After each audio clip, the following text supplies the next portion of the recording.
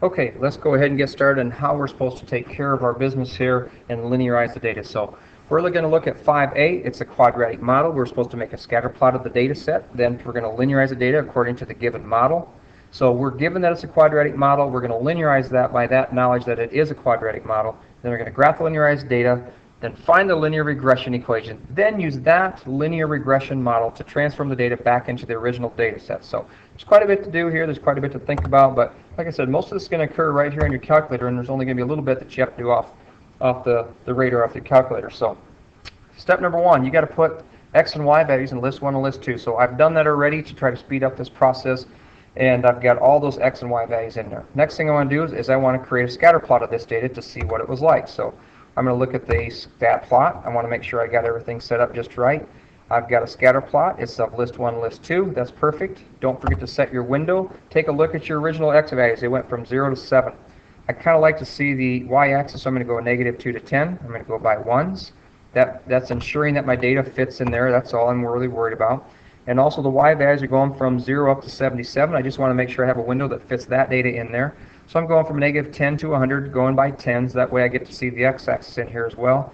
And if I graph, of course I got something in here I forgot to delete, so let me clear those out so we don't have to see those things in the way. So graph. Okay, this is a scatter plot of the original data set in 5A that they gave us. Now, they're telling us that this is a quadratic model. So if we're going to linearize a quadratic model, if you don't remember, you can go back to your key concepts. To linearize a quadratic model, you want to transform the data by leaving your original x values, but you have to transform your y values to take the square root of the y's. So we're going to go back to our stat. What we're asked to do is we're asked to transform our data by editing our y values. So go over to list 3, cursor up on the list 3, because we're going to perform an operation on list 2. So list 3 is selected, then you hit enter. And now what you want to do is we're going to perform the transformation of, we're going to take the square root of all the values that are in list 2. So I go square root of list 2, close the parenthesis to be syntactically correct, and we hit enter. And what that will do is it will take every single of these single values, take the square root of 0 is 0, square root of 1 is 1, square root of 2 is 1.41, it's going right down the line, square root of 9 is 3, all the way down to the square root of 77. Now, what this transformation should have done is it should have linearized the data. So now what we're going to do is we're going to create a graph. This is a second set of instructions. Create a graph that's going to linearize this. The problem is we're going to have to go and reset the window. Let me show you what happens if I hit graph and we don't reset the window on this. So I'm going to go second, stat plot. I want to make another plot. I'm going to turn plot 2 on. This time I want to do a scatter plot, and the lists are in. The x's are in list 1. The transformed y's, the square root values of y's, are in list 3. And I'm going to graph it. And I suppose if I wanted to, I could change the dots here so we know where they are. So you get a little different marker around here. It might help us see the different ones. So I hit graph. Okay. Now these plus signs are all of our transformed data. And like I said, almost every time you're going to want to readjust your window to fit your data. So coming back, I want to show you how you know what to use for your transformed data. Your y values go from 0. That's the smallest value. Your largest value is 8.77. So go readjust your window so that you can get a good picture of your new scatter plot. So it only went from 0 to 9, I think it was. So I'm going to go from -1 to 10, and we're going to go by ones. And this should give us a better visual aid of what we were seeing, better scale at least, so we can see our transformed data.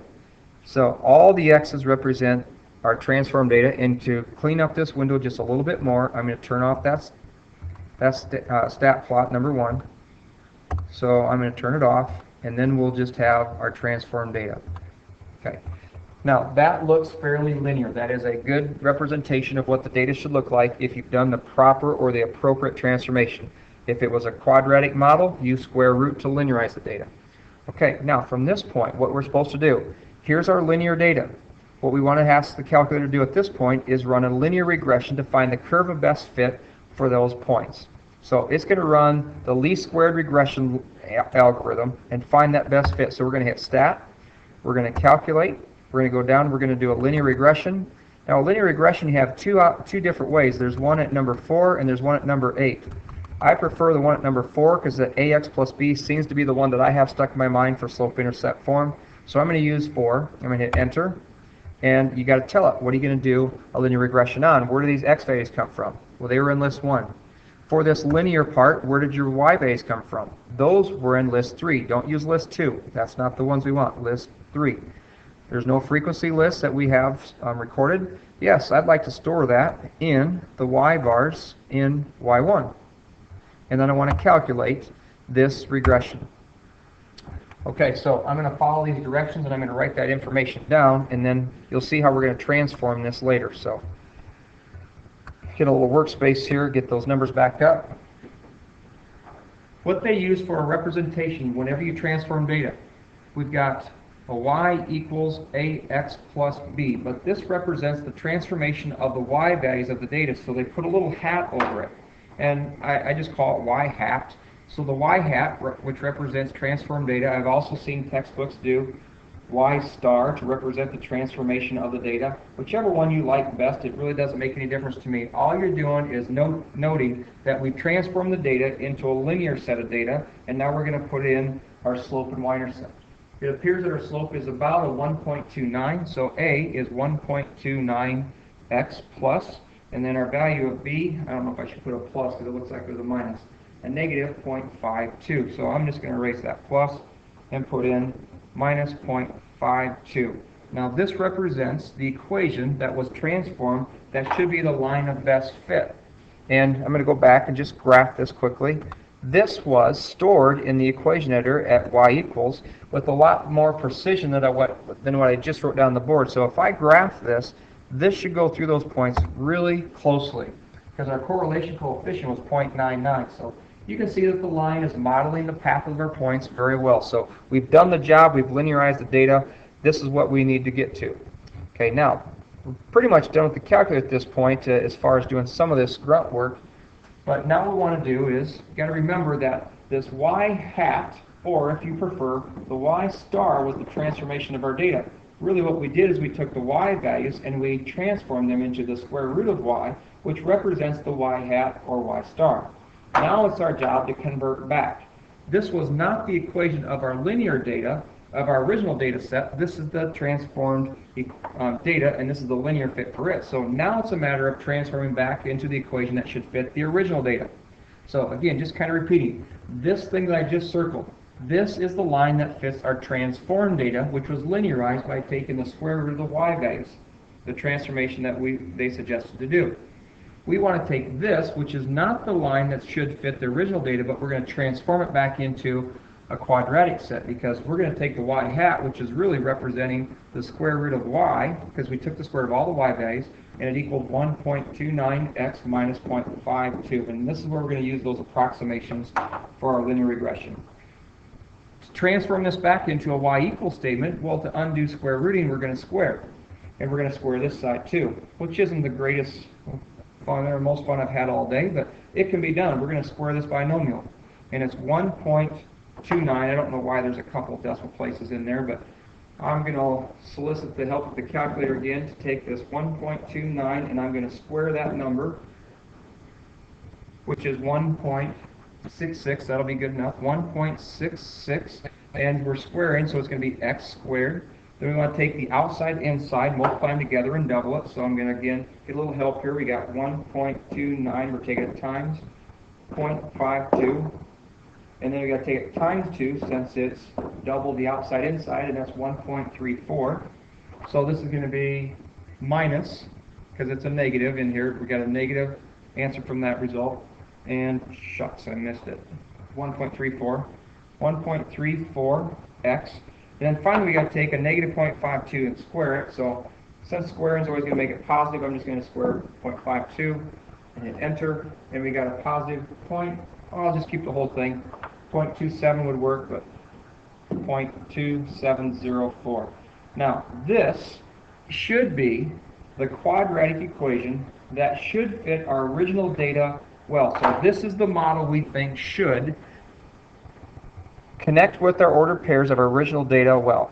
Okay, let's go back to the original equation editor.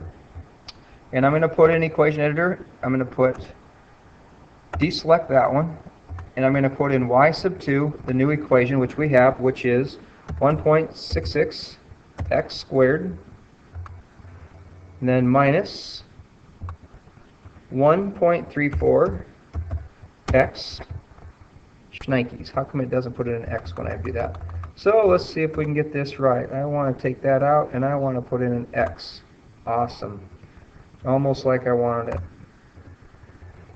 Now hopefully I got it. Boy, I love technology. 1.66x squared minus 1.34. I want to hit an x. This Wabbit Emu doesn't do well with my keyboard. It doesn't follow along, but I'll quit complaining and just keep doing it. So we got a plus, and now we got 0.2704. Now this is the equation we think should model our original data well. That means I got to come up here and change my plot back into plot 1. That's where the original data was. I really don't care to see the transform data, so I'm taking that off. And the window has to change again, because when I go back to the original data, the x's went from 0 to 7, so I can leave those x values, but the y values went from 0 to 77, so maybe I want to change that back to a better window of a negative 10 to 100. And this is where I said you do a lot of changing of your window to get to see what's going on and what you're creating here. Scale of 10, and we hit graph. And if all is well, we're going to see a model that's going to go through those points, and really it's going to be the model that we can use predictions from the data that we've collected from our original set. So there, in a nutshell, is what we're doing to try to linearize the data and transforming that data back into, in this case, a quadratic model. So I'm going to break here, and then I'm going to create another video for 5B. That's long enough for one video. So holy shnikes, 12 minutes, that's more than long. So hopefully you got the key ingredients here, and we can go faster through 5B.